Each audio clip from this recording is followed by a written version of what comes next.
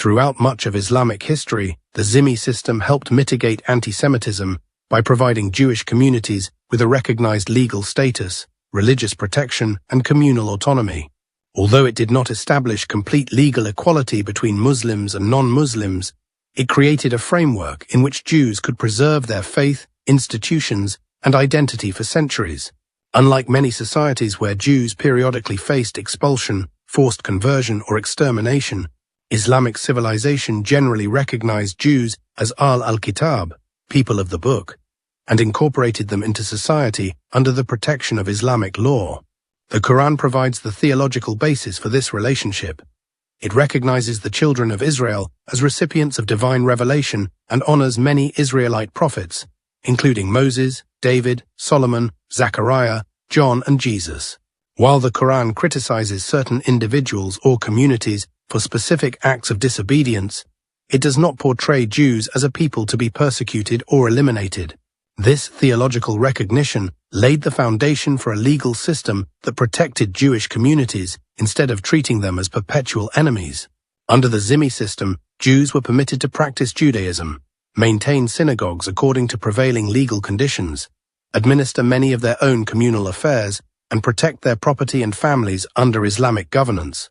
In return for paying the jizya tax and accepting Muslim political authority, Jewish communities received official legal protection. This institutional recognition significantly reduced the likelihood of arbitrary persecution and enabled Jewish communal life to continue across vast regions of the Muslim world. Rather than existing merely by tolerance, Jews occupied a recognized place within the Islamic legal order. The stability provided by the Dhimmi system allowed many Jewish communities to flourish intellectually, economically, and culturally. Cities such as Baghdad, Cordoba, Cairo, Fez, and later Istanbul became important centers of Jewish scholarship, commerce, medicine, philosophy, diplomacy, and finance. Jewish scholars wrote influential works, physicians served Muslim rulers, and merchants participated in extensive international trade networks. These achievements were possible because Islamic governance generally offered security and continuity for Jewish communal life. One of the clearest demonstrations of this protective framework came after the expulsion of Jews from Spain in 1492. While Catholic Spain forced large numbers of Jews into exile or conversion, the Ottoman Empire welcomed many Sephardic Jewish refugees. They rebuilt prosperous communities throughout the empire, preserving their religious traditions, language, and culture for generations. This episode illustrates how Islamic rule often served as a refuge for Jews fleeing persecution elsewhere. The Dhimmi system helped mitigate anti-Semitism because it recognized Jews as protected members of society rather than as a people to be excluded or destroyed. Classical Islamic law distinguished communities primarily by religion, not by race. As a result, Jews retained legal recognition and communal rights even though they occupied a distinct legal status. This differed fundamentally from the racial anti-Semitism that emerged in modern Europe, where Jews were increasingly portrayed as an inherently inferior or dangerous race regardless of their beliefs or conduct. By embedding Jewish communities within a protected legal framework, Islamic civilization limited many of the conditions that historically fostered widespread anti-Jewish persecution. Like every civilization, the Muslim world experienced periods of injustice, discrimination, and occasional persecution.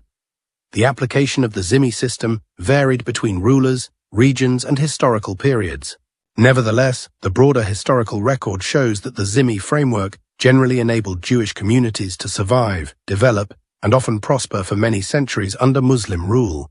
It provided a durable institutional basis for coexistence that contrasted with the repeated expulsions, forced conversions, inquisitions, and pogroms experienced by many Jewish communities in parts of medieval and early modern Europe.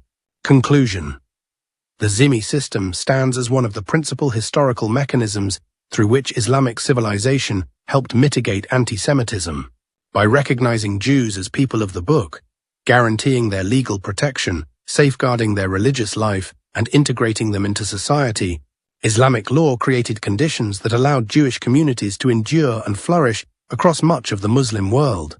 Although the system reflected the hierarchical norms of its historical context and did not provide modern concepts of equal citizenship, it nevertheless represented a durable model of protected coexistence. In historical terms, it played a significant role in limiting anti-Jewish persecution and preserving Jewish civilization across centuries of Islamic rule.